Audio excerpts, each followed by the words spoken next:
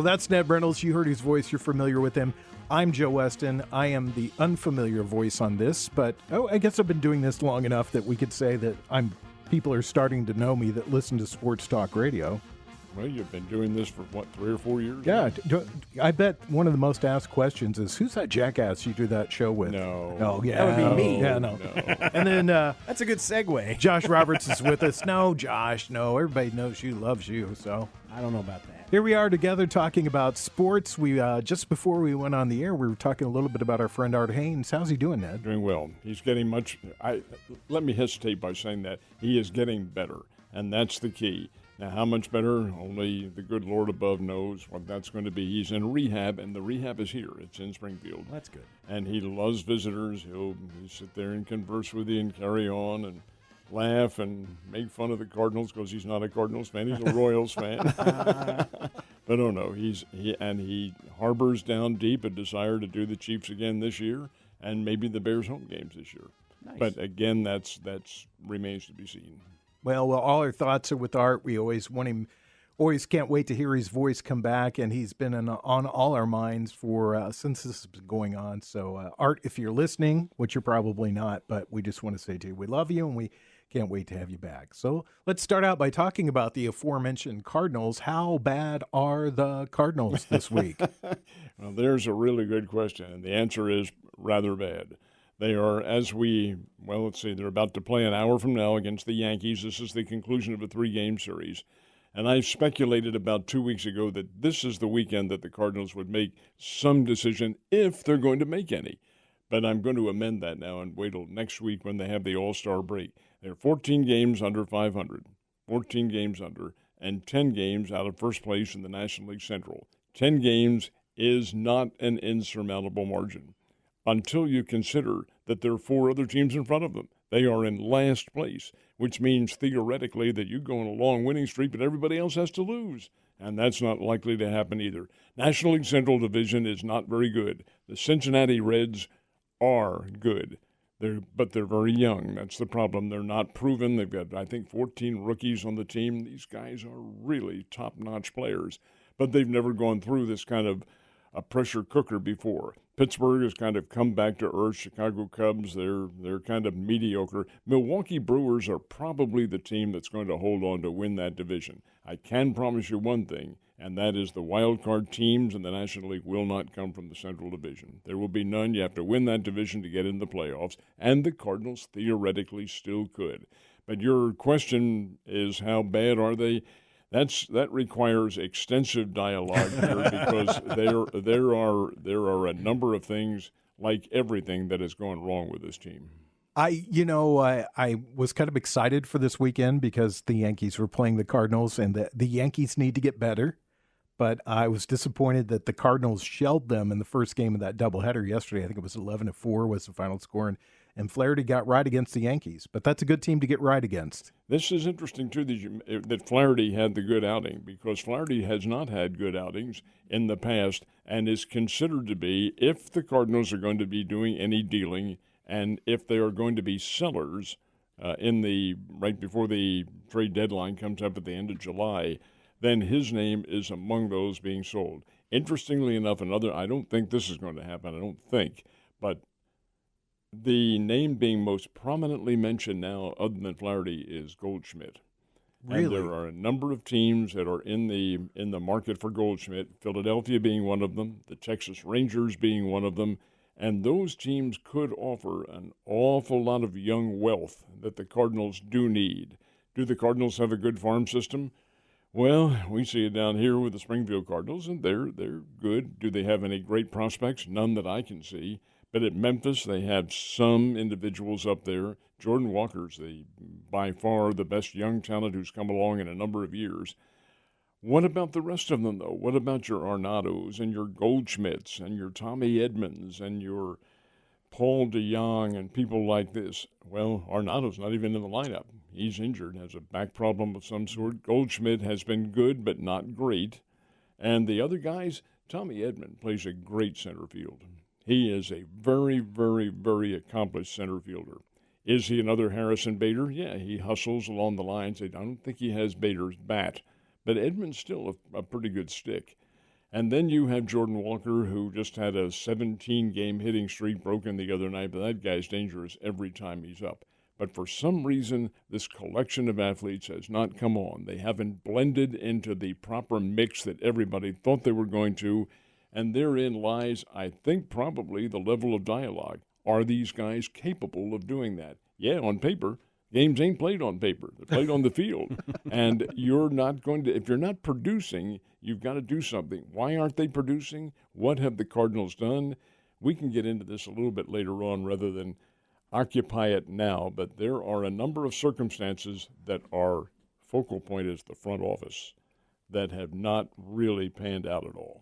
When we talked about this over the last couple of weeks, because it's been a regular topic of conversation, the Cardinals have been the most consistent team in the National League Central. They've been consistently not good. But Goldschmidt has been the one name that you've said, nope, that's not going to happen. And now he might be on the block. If the Cardinals were to trade Goldschmidt, that would fall under the term fire sale. Do you think Cardinal fans are ready for a fire sale? Well, it's been 2 decades or more since the Cardinals fans have been exposed to this kind of weakness. Young St. Louis fans don't even know what it's like to go through this kind of a struggle during the course of a season. So from that standpoint, I'm not sure it's an answerable question. From an old-timer standpoint like mine, sure. If they're not going to produce, hey, out they go. That's the nature of that profession. Case in point is Adam Wainwright. Love the guy. He's a good guy, really good guy, multi-talented guy, had great years with the Cardinals. But he can't get it done now. His last 2 outings have been utterly abysmal. He has been shelled by the likes of the Cubs and the Houston Astros. He was shelled before then. He went into the the Cubs game last week. He went into that with I think it's a 6.7 ERA, and it's now up to around 8. He's been hit hard all season long. He doesn't have it. He doesn't have the velocity. Now, can the Cardinals, can they do something about that? Sure. But will they? Of course not. He's a proven pro. He needs 2 more wins to get to 200. That's the coveted mark. Knowing Wainwright as, he's been down here on rehab, and he's an open guy. If he were to get that 200 wins, would he say, hey, that's it, guys. I'm retiring right now. I'm not going to expose this to you any longer. He probably would do that, but he's still a ways away from that and wants 2. And the way he's pitching now, he's not going to get those 2. What do you do? What does he do? What the Cardinals do? And that is a very major question. Their pitching staff isn't very good, folks. You have Flaherty, you have Matt Liberatore, who came in there yesterday and had the second game against the Yankees and was just nothing more than mediocre. And he's a guy who was a number 1 draft choice by the Tampa Bay Rays. You might remember now when Cardinals made that trade, hey, we're getting their number 1 pick. Great. Why? Why is he number 1? Yeah, they're trading their number 1 pick? And I think we're seeing that now. Speculation from some of those Cardinals pundits in the St. Louis media said he's not a starter. He's a reliever. And he needs to be in the relief corps and not that. And that's just one. Then you have, Flaherty can pitch well. Flaherty's a quality pitcher, and when he gets his head on straight and throws strikes. And you do have a good reliever in Jordan Hicks, who apparently has learned now to throw the ball across the plate instead of back to the screen. And he's fast. He's over 100 miles an hour. But you, again, have such liabilities there that it's really tough to make any kind of consistent move. At least in my opinion, that's the case. So what do you do? You're sitting in the GM's chair with the Cardinals right now. It's Ned Reynolds. You're the boss. Let's not discuss any of the political mechanics of the Cardinals, but you're the boss. You get to make all the decisions. What do you, Ned Reynolds, do right now? Put a lineup on the field that wants to play. That's not to say they all don't want to win. Of course they do. Every one of them, they're professional athletes. But there are guys who are young and anxious, and you have to reach a point in the season. They are now on the other side of 81 games. In other words, instead of going more, it's getting less now toward the end of the season. Mm-hmm. Now you give some of your younger players a chance. You get them into an experience level in which they, for instance, the pitching staff. You have guys down in Memphis right now, McGreevy being one of them, the kid from Villanova, I've blown his name now. Here's another. They were both here. They were both here last year, and they're good, they're good pitchers. Get them up here. So they get shelled. So what? Get them up here and get the experience necessary, because apparently you better throw up the white flag for this year. It's just not going to go. Give them the experience. You're listening to Ned Talk, your local live sports talk show on 104.7 The Cave. Our sister station, The Bull, they do the Cardinals games. I'm sure they're not wanting to hear this conversation that we're having right now. Got to face the facts. Yeah, it is. It's not a good conversation. Again, I'm asking you to wear the GM hat. Do you go talk to Adam Wainwright? Do you say, it's not happening? It's time. Well, it's time to go. I think they did. I think they did talk to him.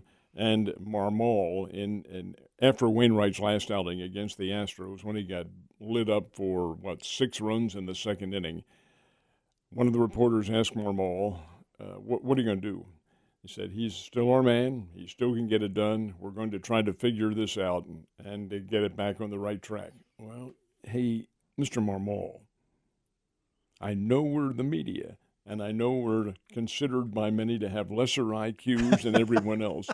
But at 42 years of age, you're going to get this guy and you're going to reinvent. It ain't going to happen. Nope. You've got to make a decision along the lines, can you do something? And the answer is probably not. Put him in the bullpen and then promote somebody from up there and put them in the starting role, or a pitcher every 3 innings. It's been done before. Yeah. I'll tell you something that I noticed this, not being a Cardinal fan myself. The Cardinals organization is too loyal to their aging players. They sure are.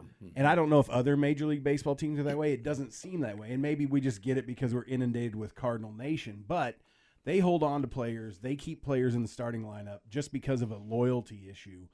And I think for the first time in what you were saying, 2 decades, it's hurting them. So it's time for them, in my opinion, and I don't want them to be good, but if I was their GM, I would say it's time for us to bring in young talent. Do what you said. Get these young guys up, get them some experience. Even if they do get shelled, it's going to get them major league experience, and start building for a future, because you can't keep holding on to these players just because they did so much good for you in the past. Going to give you a case in point. Cincinnati. Last year, the Cincinnati Reds, just 365 days ago, lost 100 games. They were abysmal. This year, they lead the National League Central with some of the best young talent in all of baseball, because they took the gamble, brought those guys up, and this Ellie De La Cruz guys, if you've never seen him play, he's a 6'5" shortstop, and he is unbelievable. He's great speed, terrific hitter, good defensive player, great attitude. Hitter.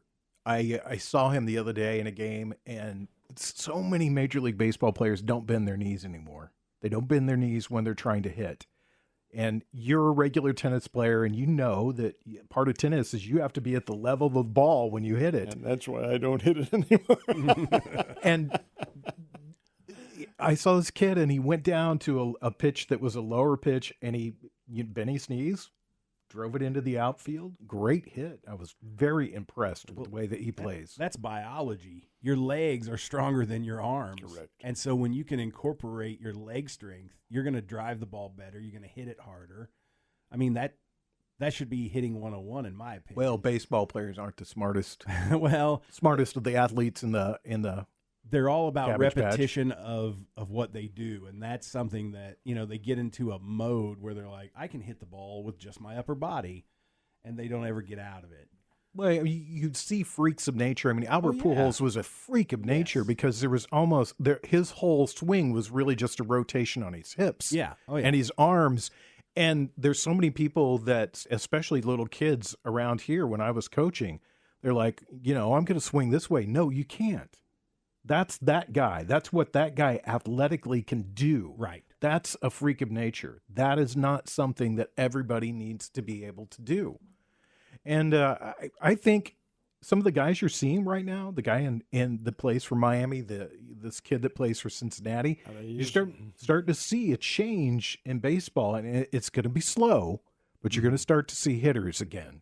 This guy, Luis Arraez, who the Cardinals will be seeing tomorrow night, 4th of July, Wednesday night, and Thursday night. He's the National League's he's the Major League's leading hitter, almost 400 on the year. Yeah. Wow. He's not there. He's 389 or something like that. This guy can really play. Well, They've got great young talent. And he reminds me of Tony Gwynn when I see him. He's got the very similar swing. He's very similar body type, just the way that he looks when he plays. The good news for the Cardinals is they are playing in the National League Central. When we sat here last Sunday, we were talking about Cincinnati being possibly the real deal, and they were on top of the division. Milwaukee has come back, and now they're tied at the top. Chicago had been playing well, but last week they came back down to earth, and they've fallen below Pittsburgh. Pittsburgh's back in the conversation again. Really, it's Pittsburgh and Chicago, 4.5, 5 games, and then the Cardinals at 9.5 back. And here's the weird anomaly, and we talked about this a couple of weeks ago. Every team in the National League Central has a minus run differential, meaning that they give up more runs than they score, including Cincinnati and Milwaukee. They're both at minus 19 and minus 21, respectively. Now, the Chicago Cubs, who are in 4th place in the division, 5-5 over their last 10 games, they're at plus 26. So it's very strange to see something when they like win, that. they're winning by a big margin, and when they lose, they're losing by a small margin. Exactly. Which could be good for them in the stretch. But as a Cubs fan, I can say they're the Cubs. You know, there's no pressure on them to win anything right now. They are the Cardinals are at minus 28. At least everybody look at this. The Colorado Rockies, minus 137 in the run differential. Ooh. Worse, Oakland A's, minus 236 in run differential. The A's are bad, so are the Rockies, but the Rockies have a reason why that differential is so great, and that's because they play at Coors Field, Denver. But the A's at Oakland Alameda Coliseum, no, they are just not very good at all. But that's not to say they can't win. Just like the Royals beating the Los Angeles Dodgers last night. We talked about this before. Are the A's tanking on purpose, though? No. It's not a good team. Aren't they going to move, though? Yes. They are. They've already. It's been approved. Yeah, the money is there. The stadium is probably about to get started here before too much longer because the public funding of it has been approved as well. And it's really right on the Strip. It's where they're going to be in 536 acres, I think it is. It's part of one of the casino chains out there. But the fact of the matter remains the team. Billy Beane is still there. And he's the one, of course, the money ball and all that sort of thing. Yeah. That formula operated and was effective for a while. It isn't now, although some of the talent they have on that team is pretty good. They can win. They're major league ball players. The trouble is, though, they're just not a very good team. Sticking with the A's for just a second, they beat the Yankees on, I think it was Tuesday night, 1-0, which the Yankees are having a terrible time scoring runs. Yeah. And then Domingo Germán on Wednesday night throws the 24th perfect game in Major League history. 24. It's a small number. I looked this up. Since 1878, there have been 235,000 Major League Baseball games, and there's only been 24 perfect games. That is rarity right there, folks. That is a super rare opportunity and accomplishment, and it should be celebrated. And think about Domingo Germán. The reason it wasn't all that celebrated is because it came against Oakland. That's the team, and they're just simply not very good. Germán, in his game before, was shelled. Creamed by I'm hitting the ball all over. I think in this no-hitter, when you take a look at it, a lot of it was because of the defense in back of him. There were balls hit to the outfield, and outfielders making good plays, infielders making what a routine, but still nobody's fouling up or doing whatever the case might be. So it's kind of a perfect storm in a way. I'll tell you, as a Yankees fan, I'll tell you what it was. He was able to hide the sticky stuff that he uses better in this game because he was suspended for 10 games earlier in the season. Sure was. And there's a couple umpires that check him pretty religiously when he's out there. And I'll be honest with you, he's a sticky stuff guy.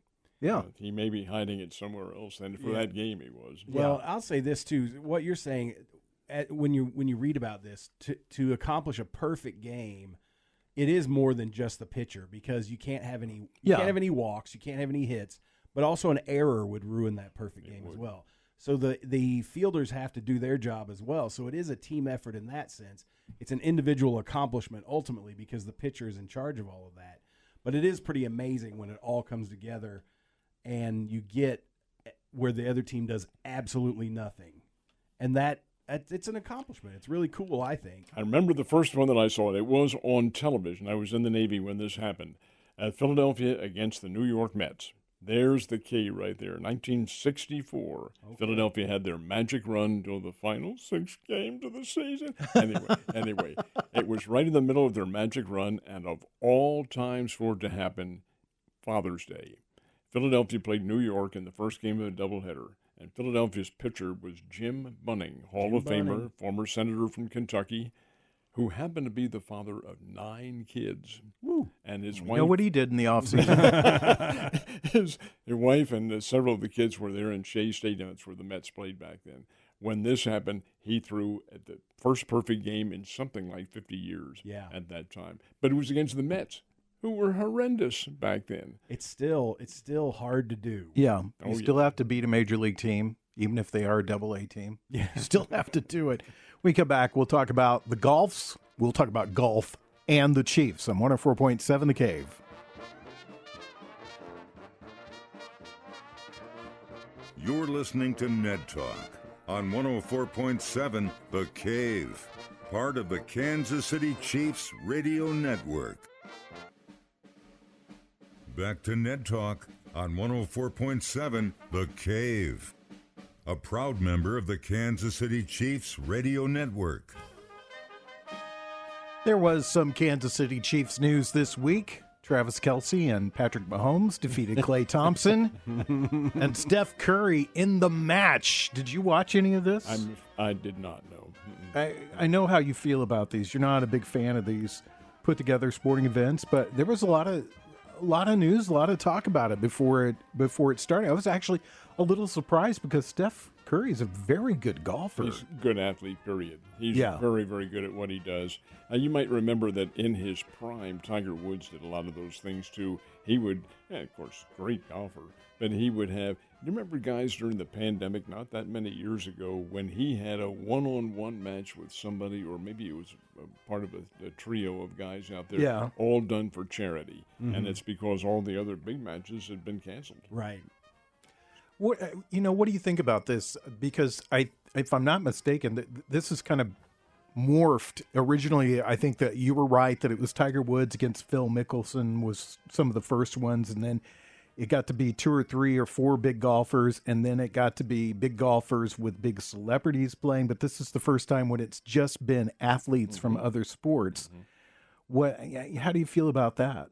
Oh, I think whatever. If it's going to raise money for charity, it doesn't matter what your combination is. And after all, these are big names. Mahomes and Kelce have really done a great job of promoting themselves, and the media has done a good job of hyping their episodes. And of course, Stephen Curry is arguably the very best three-pointer in all of the NBA, and his partner, was it Draymond Green? Is that who he was with? It was Klay Thompson. Oh, Klay Thompson. Klay Thompson's an interesting story because he's a good ball player, really good basketball player. Oh, yeah. His brother's a good baseball player.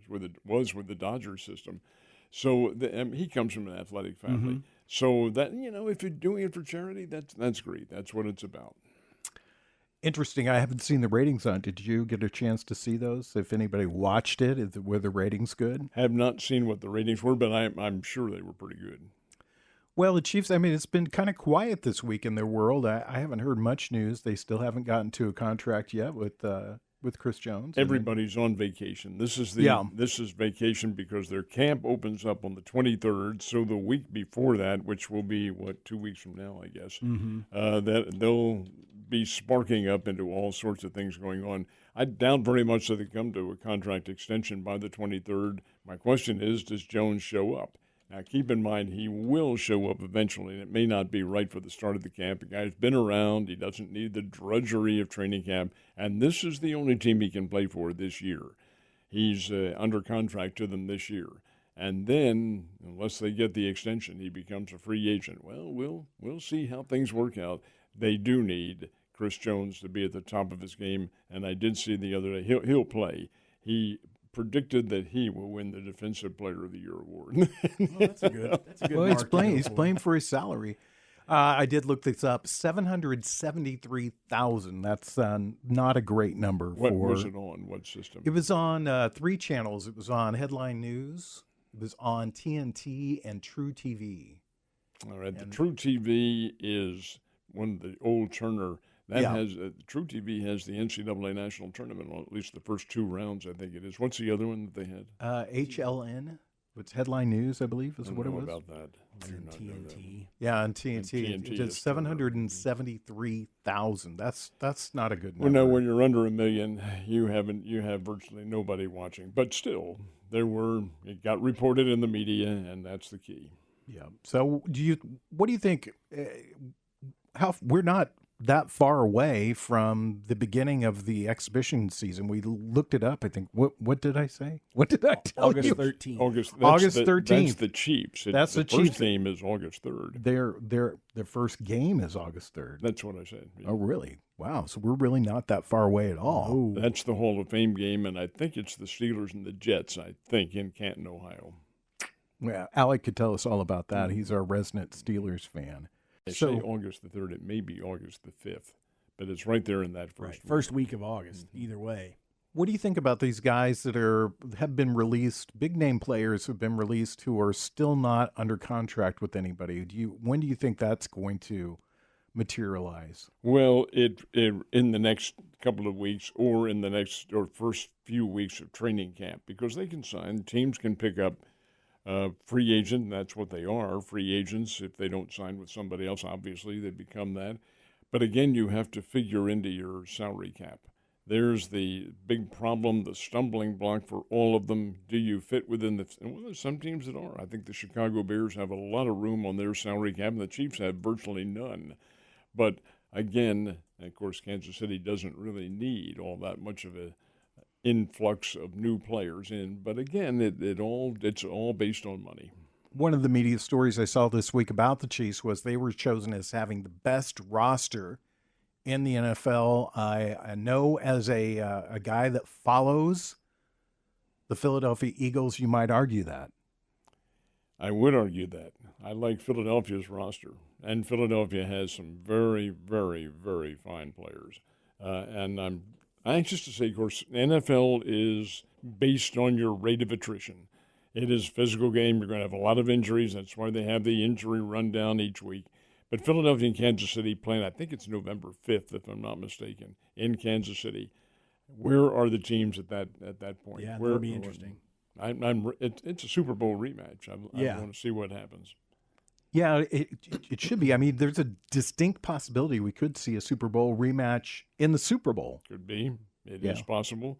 Both teams are really, really geared for championship level. Really think Philadelphia stayed intact. They haven't made any changes at all. Kansas City is virtually intact. They made a few. But again, it falls into that scheme of things. Where are you when the injuries begin to pile up, and who has been injured? Yeah, Philadelphia has added a couple of really nice pieces to just kind of augment themselves and maybe push themselves over being the team that got beat by the Chiefs to being a team that could beat the Chiefs now. I think they're a nice team. I think they're both very nice teams. But then again, the NFL is like that. You have very good football teams. It all depends on how your team mixes in. The Cardinals have theoretically a good team in baseball, but it hasn't mixed very well. Well, same thing with football. And you run into more of a circumstance in football because it's such a precise-oriented attack that you have to put on the field. Yeah, and you really in football, more than any other sport, you have this really, really small window to kind of get things done because you catch lightning in a bottle with somebody, and then you have to put the players around that person. You have to get that person while they're kind of going up so that their contract is not absorbent, so that you're not having to spend all your money to keep that one player. And I think perfect example of that may be Buffalo, and you're looking at Josh Allen, is that their window's closing very rapidly now here. Oh, yeah. Well, and that's the thing. I mean, there's the money aspect of this. There's the injury attrition aspect of it. And then there's the free agency that you guys are talking about. These guys have specific teams that they want to play for because they want to play for a contender. And so that's a determining factor in whether or not they're going to sign with someone as well, which is then counterbalanced by, does that team that they want to play for have the money because it's already a good team? But, yeah, it's amazing to me. I mean, the NFL has grown itself to where most teams can be competitive. There are several things that happen during the course of a season that will either steer them into the playoffs or out of the playoffs, and usually it is injury. And so it's always interesting. The beginning of the season, everybody looks great, everybody's in good shape. Hopefully you don't get too many little nagging injuries from training camp and all that. But that's also why guys like Chris Jones don't want to go to training camp, because they don't want to have that sprained ankle that he has to play the whole season through or whatever. So, yeah, I mean, it's always interesting to see from the beginning and then what those guys look like by the time the playoffs roll around, because usually they are beat up. I guess this is a good time to mention that while we're three guys just sitting around talking about Kansas City Chiefs football, the guys that know the most outside of the world being in that room with Andy Reid and Brett Veach is the two guys that are coming to town July 18th. Mm-hmm. And that is Dana Hughes and Mitch Holtis, the voices of the Kansas City Chiefs right here in the Kansas City Chief Radio Network. They'll be here on July 18th. They'll be at the Dive on Patton. That is where we're having it this year. Tickets are still available through our website at 1047thecave.com. We talk about this every week leading up to it, and it is a fun event, and Ned will be there moderating the event, and I can't wait. I'm excited. We had a good time last year, especially a good time, I thought, with Mitch and Dana. And Art was with us then. Hopefully, well, rather than speculate, we'll just wait and see what happens now. But it is a good time. A lot of folks are there, a lot of questions from the audience. And Mitch is particularly adept at being able to answer anything that happens. Danon is an outstanding co-broadcaster with Art, Art, but Mitch Holtis as well. It's a great team, great combination, and yet very enjoyable. And you learn a lot. You learn a lot about the players they won't have started camp yet because it's the 18th of July and camp opens up on the 23rd. But it gives a guy like Mitch, who does his extensive research and study on these players, and gives him a pretty good concept of what to expect. He's always good to hear from, too, because he's seen some of these mini camps and these OTAs, things that go on, and he's had a chance to look at some players, so we can get some advice from Mitch to players that we need to watch in the upcoming season. When we come back, we'll figure out something to talk about. It's Ned Talk on 104.7 The Cave.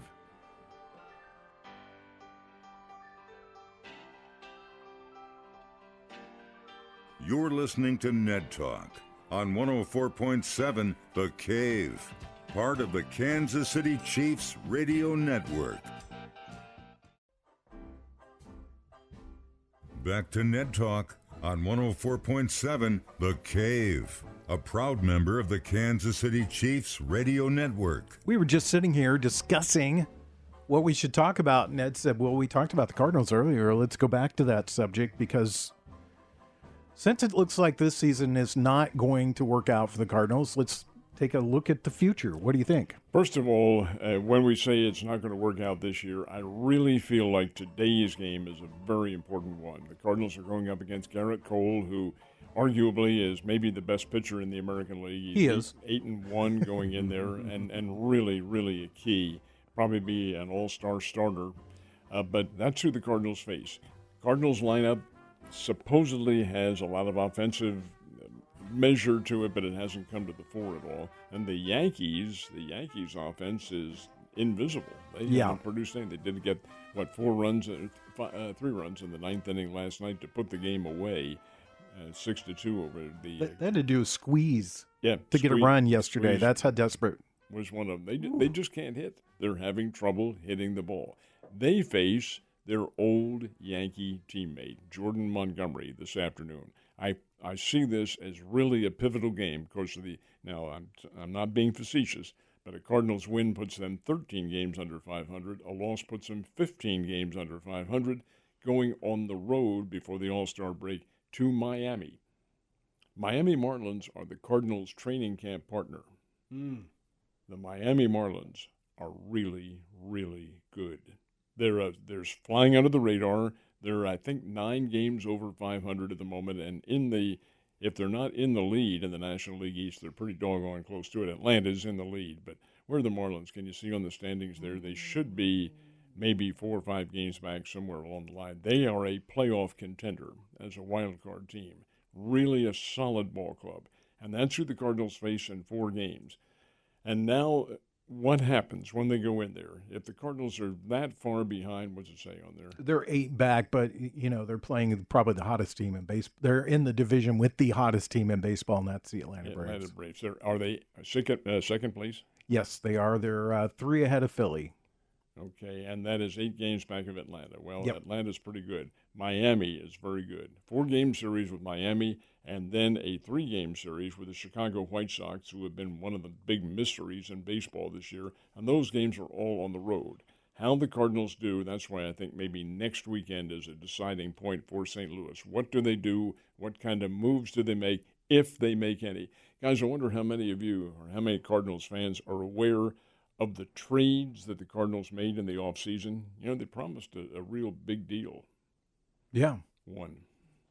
They made it with the Kansas City Royals, and they brought in this relief pitcher, Makevich, I think is how he pronounces his name, is with him for 6 weeks, and they sent him to Arizona. That was the only trade that they made in the offseason. Now, acquisitions, they got Wilson Contreras from the Chicago Cubs as a free agent. He's the next answer to Yadier Molina. Not. Nope. He's hitting .215.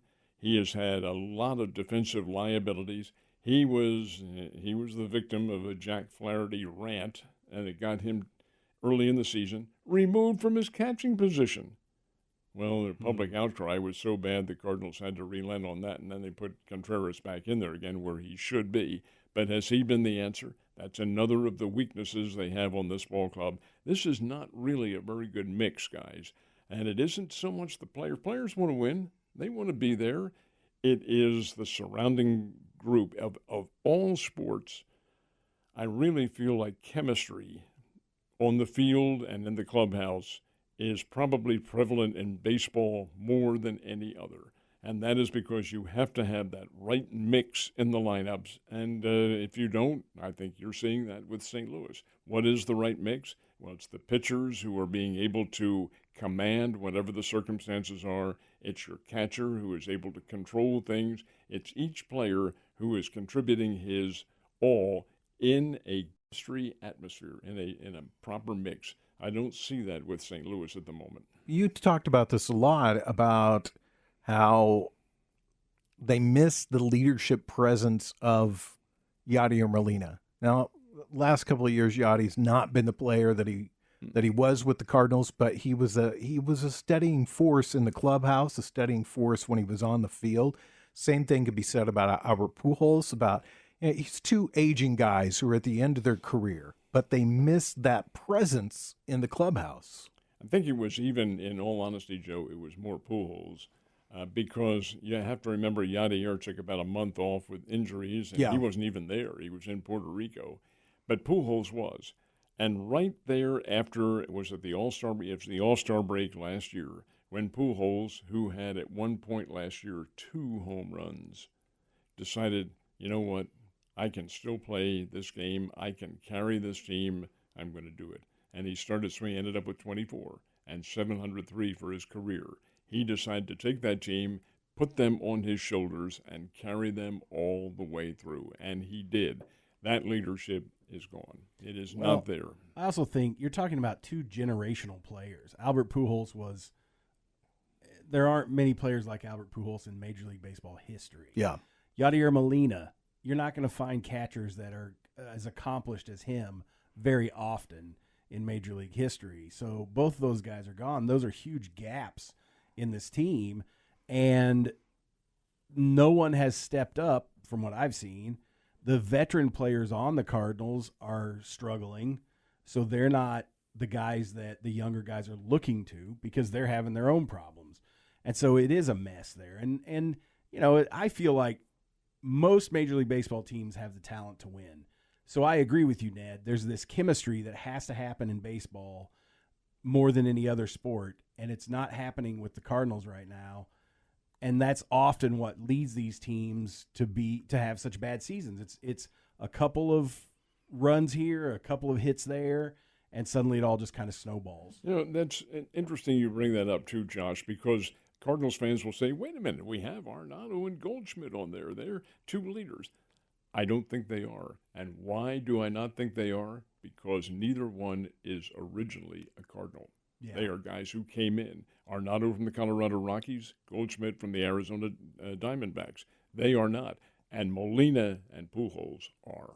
Well, I would say this. Sometimes you'll see a guy come into a clubhouse right away from another team and establish himself as a leader because he just has that personality. And I think when I look at Arenado and Goldschmidt, I'm not knocking these guys. I just don't think that's their personality.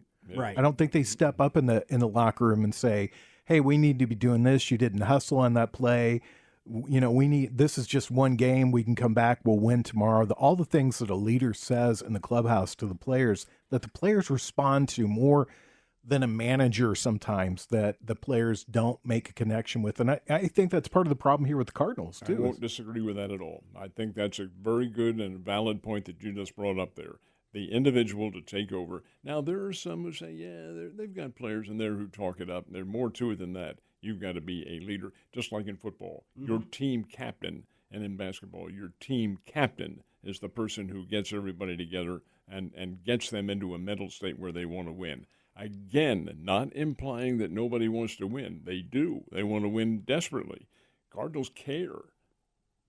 But they just aren't producing because they don't have that incentive, that mental, that intangible that they all need to get to be a winner.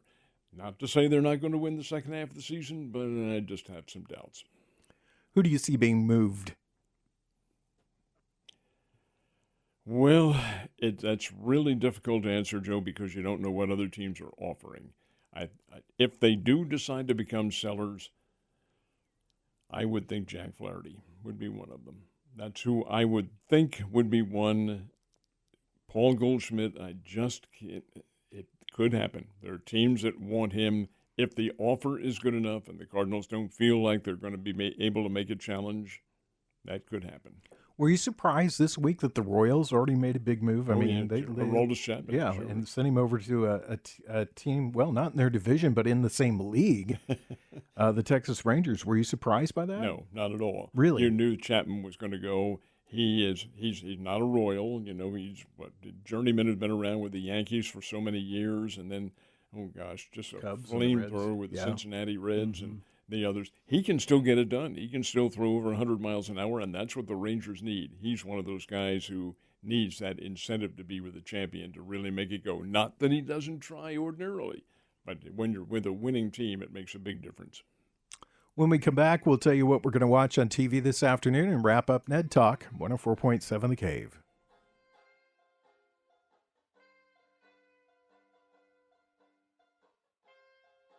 You're listening to Ned Talk on 104.7 The Cave, part of the Kansas City Chiefs radio network.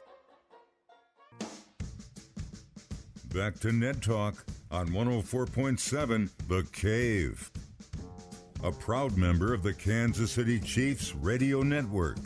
Really warm today. Are you going to go mow your lawn? Did some of that yesterday before the rain came in. So it's kind of a 50-50 proposition here. Go home and watch the Yankees and the Cardinals. How big's that lawn at the Reynolds estate? It'll take me 20 minutes. So you just did 10 minutes worth of yard work yesterday?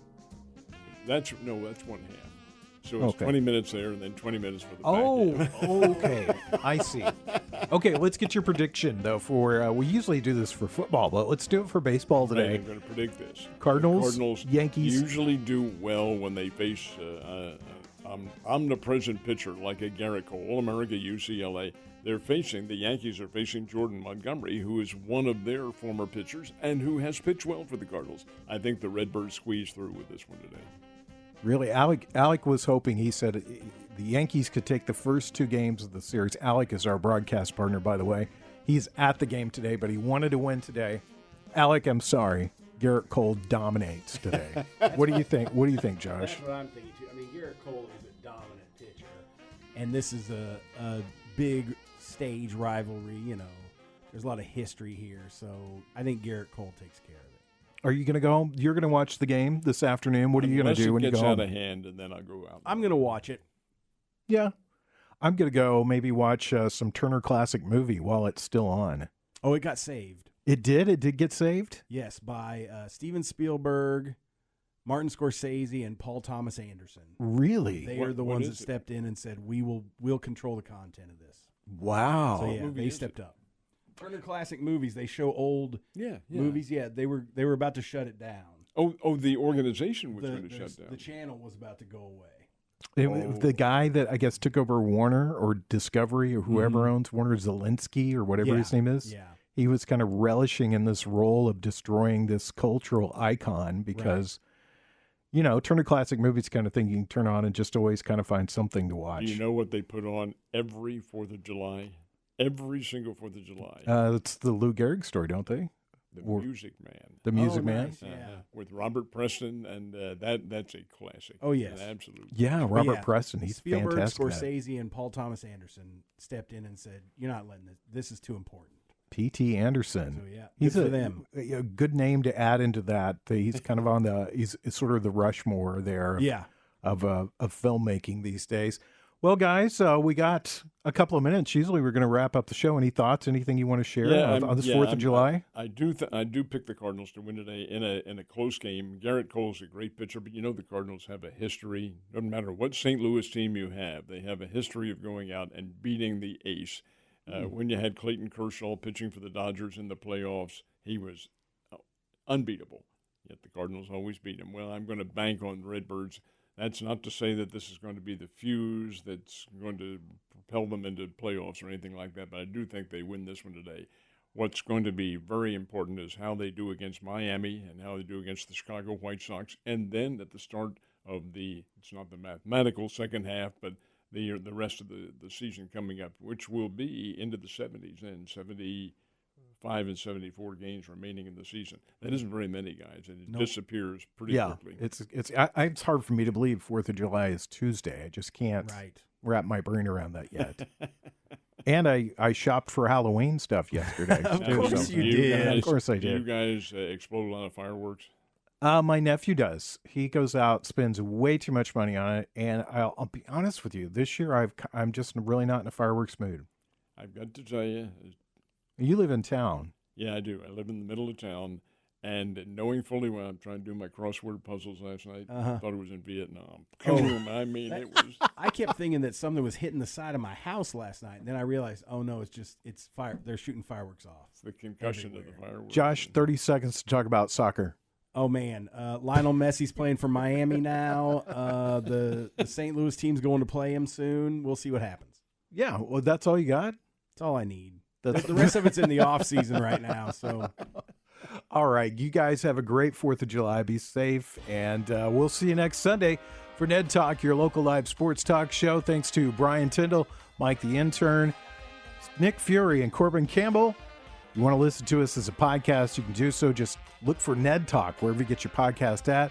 Download us through our website or your Cave smartphone app.